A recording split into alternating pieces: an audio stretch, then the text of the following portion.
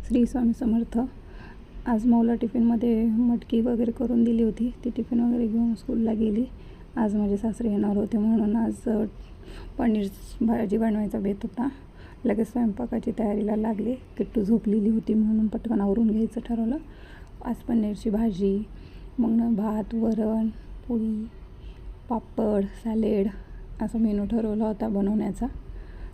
सगळ्यात पहिले मी ग्रेव्ही वगैरे बनवून घेतली. हळूहळू कामं चालू होते.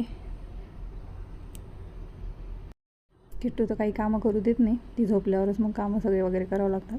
मग तिचे पप्पा आणि माझे सासरे आले होते घरी जेवण करण्यासाठी. मग त्यांना जेवण वगैरे वाढलं आणि मग नंतर मी जेवण वगैरे केलं आणि मग किट्टूसोबत खेळले वगैरे थोडंसं. हे अशा प्रकारे मी बनवलं होतं. कपडे 2 दिवसाचे पडले होते, त्याच्या घड्या वगैरे केला. तर असा होता आजचा दिवस माझा.